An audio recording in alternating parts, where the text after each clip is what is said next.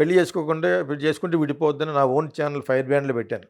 Okay. చేసుకుంటే విడిపోవద్దు, అగౌరవపరచొద్దు, marriage institution ఆ వ్యవస్థని అగౌరవపరచకండి. విడిపోయే ఉద్దేశం ఉంటే పెళ్లి చేసుకోండి. చేసుకోండి. మరి ఎలాగ ఉంటుంది విడిపోయి ముందేళ్ళు తెలిస్తే నువ్వు ఇది అదో నా కొడుకు నాకు ముందు తెలియదండి నీకు, అమెరికా వెళ్దాం అవుతుంది అక్కడ ఎవరు తగులుద్ది అది తెలీదా నీకు, దీనికి తెలీదా ఇంకో బెటర్ ఎవరు తగులుతాడని. ఇద్దరు క్రిమినల్సే ఈ రోజుల్లో 90%.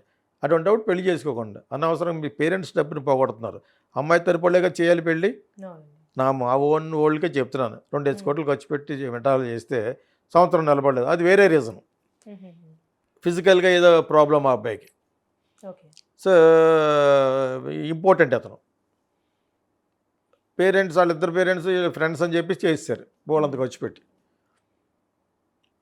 తల్లిదండ్రులకి కొంచెమే తెలుస్తుంది కదా, మరి తెలియలేదు. ఈ అమ్మాయి ఎంతకాలం అని చూస్తుంది.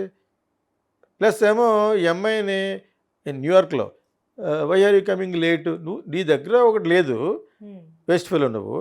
ఆ అమ్మాయి మంచి జాబ్ చేసుకుంటూ వస్తుంటే ఆ అమ్మాయిని కూడా సస్పెక్ట్ చేస్తుంటే ఫైనల్ కాంట్ బట్ పొజిషన్లో నీ దగ్గర నుంచి రూపాయి కూడా వద్దని రివర్ చేసింది.